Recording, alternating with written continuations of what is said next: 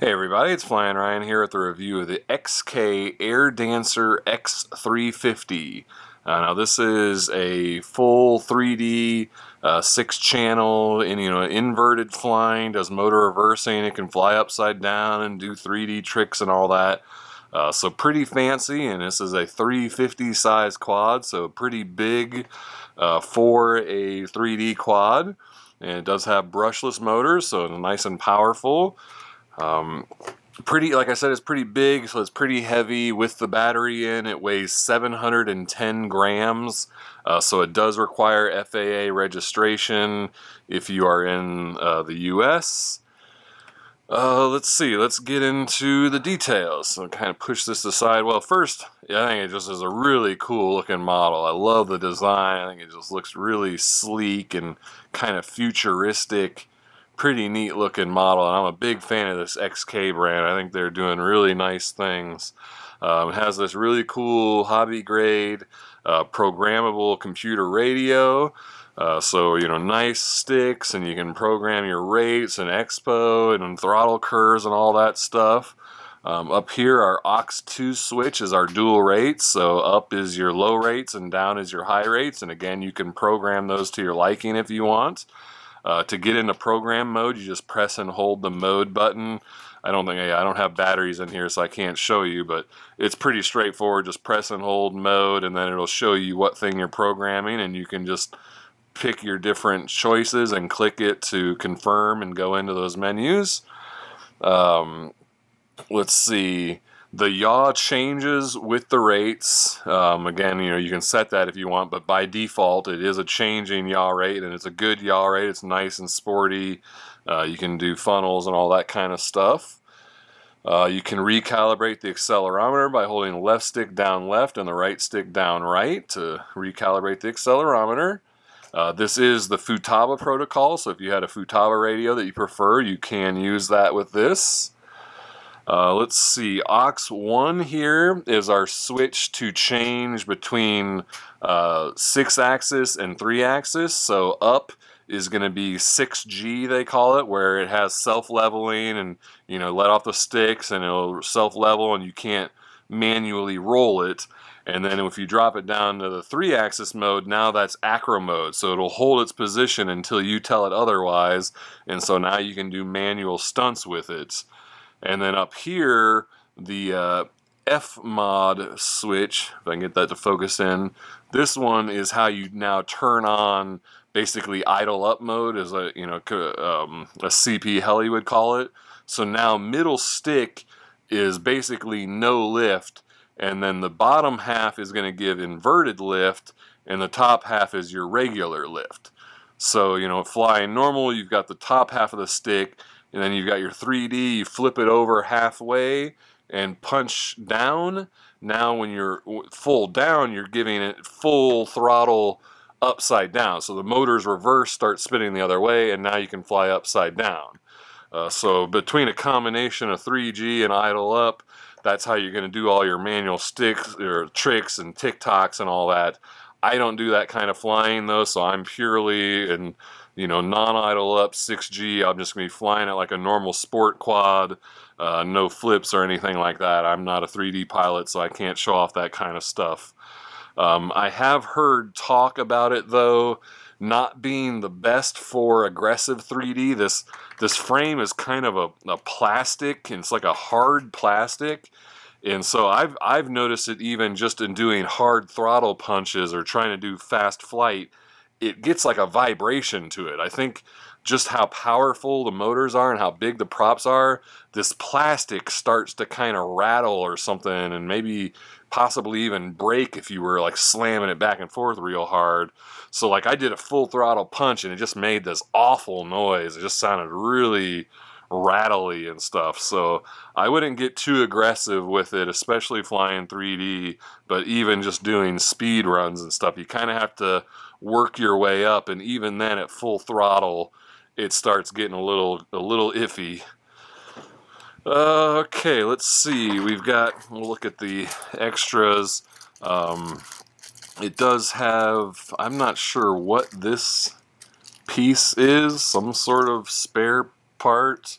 I guess it looks like that's got to be something to do with mounting a camera or something. Like maybe it hangs off the front there and allows you to clip a camera onto it. Not exactly sure there. But then we've got some tools. I guess these are to screw that piece into those holes there. We've got a wall-powered battery charger here that's got a 2S or a 3S plug. The battery it comes with is a 3S, 11.1 volt, 2200 milliamp hour LiPo with the X350 plug on it. So that's a pretty standard plug type if you want to charge it with a hobby grade charger. With the stock charger, that takes about an hour and 45 minutes to charge, and you get 11-minute total flights. It has a 3-minute long LVC warning, so you get like 8-minute long flight and then 3 minutes with it on LVC. So it's one of those LVCs where it's a little bit too long, and it kind of becomes the boy that cried wolf because you just don't really pay attention to it after a little while. So pretty long LVC. We do have LEDs. We've got these little bays across each arm. The front is green and the back is red, so just the way I like it. However, at a distance, you know, you're not really going to see them that well, especially in the daylight. And these small details, like, you know, the colors on the arms, way out at a distance, especially if you're spinning around and stuff, it can get a little bit tricky to keep your orientation on this one. It's not super noticeable just by these, you know, colors on the arms and stuff. So in my flight footage that you're about to see, I did actually lose my orientation quite a bit off in the distance. You know, I'm out at my parents' house over the fields, so I had to kind of do some tricks so I could get an idea of which way it was moving when I held a stick input, and that allowed me to regain my orientation and fly it back to me. Let's see, anything else to say about this one? Yeah, no, I think that covered it, right? Let me look around. Yeah, that was about it. So yeah, let's go ahead and check out that flight footage. Alright, this is the flight review of the X350. This is actually a 3D flying 350 size quad, so it's got the 50-50 pitch props, and it does motor reversing, so it can fly upside down and inverted. But I am no 3D pilot, so I'm not going to be able to show off any inverted flying or 3D. I'm just going to fly it like a regular sport flying quad. But for, let's see, we've got the left switch here is up, is 6G, which is 6-axis, you know, auto leveling normal accelerometer. Down, and then when you do that, you can see the LED in the back there changes from green for 6G, or red is 3D or whatever. It's the 3-axis mode, so it doesn't have any self-leveling, so you can do manual stunts. And then for 3D flying, you'd have to flip this top left switch, which then turns on idle mode. So then the motors spin at a constant speed, and now your throttle works like a 3D helicopter. So middle up is normal flying and middle down is inverted flying. But again, I'm no 3D pilot, so I'm not going to be able to show off any of that, so I'm just going to keep it on normal 6G mode. And then on the right here, we've got our dual rates. I'm going to start out in the low rates, see what that looks like. And then this one over here is our throttle hold, which I have on, so the throttle does not do anything. Go ahead and flip that off, and now the throttle is active. And we'll go ahead and give her a flight and get it out of my shadow here so you can see it take off.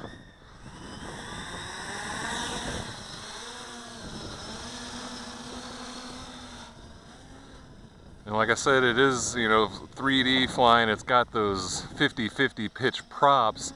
I almost wish they offered regular props not meant for 3D flying if you're just going to be a sport flyer, because it's a little bit, I don't know, when they have those 50-50 props, the motors work harder because the props aren't creating as much lift, and so it doesn't fly as well as it would if it had regular props on it. So I feel like having optional regular props for people that just want to do normal sport flying would make this thing perform even better. But it's not bad. Let's bring it in a little bit. So there's our yaw rate. Looks like it does pick up a little bit on high rates. There's our full pitch. So it's definitely got a good bit of pitch. Let's try, there's full, whoa, that sounded really weird. Man, it almost goes flat when you give it full speed and full pitch. It sounded really weird, making some bizarre sounds. I don't think it really likes that. Oh geez, I have lost my orientation. Come back. There we go, I got it figured out. Man, from a distance there, you can't really see anything. It was just black and white. The shape is kind of consistent. I had completely lost my orientation. I had to do some tricks there to figure out which way it was going. Luckily I got it back. Yeah, I don't know, when it did that full speed pitch there, it made some very strange sounds. It did not really like that. I don't think I'm going to try that anymore.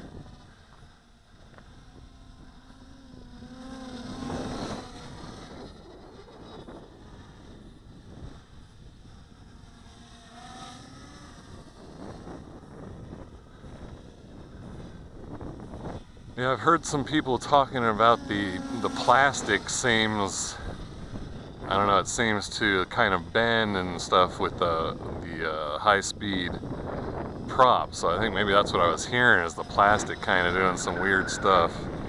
So I'm not sure how well it would hold up to like really aggressive 3D flying. I don't know if I'd try like, you know, hammering TikToks and stuff like that. I think it's more kind of mildly flip it to inverted and fly around inverted a little bit. I wouldn't go too hardcore 3D with this thing.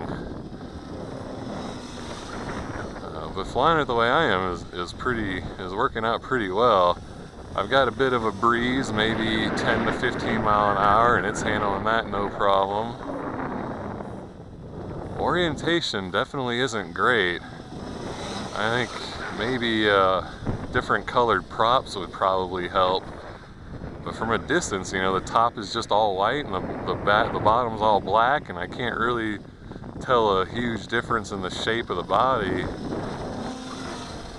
So I wouldn't get too far out with this one. Keep it kind of close so you can see it better.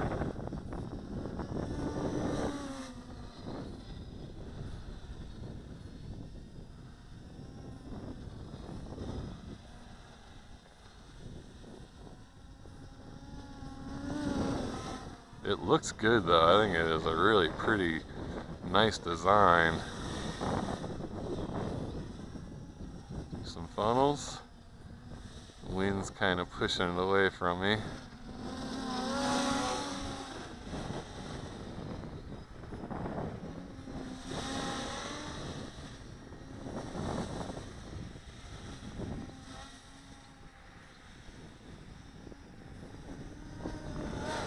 Man, it's got a lot of pitch.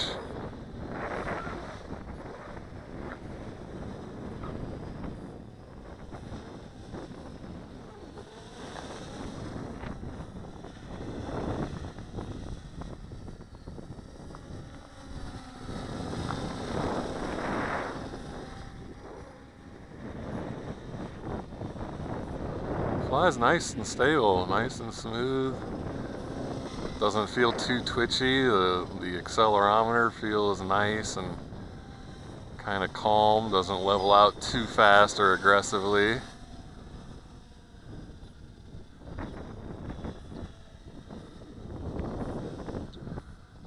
Alright, well I think that's really all there is to show with it. Since I can't do any 3D or anything, that was about it for sport flying, and bring her in for a landing.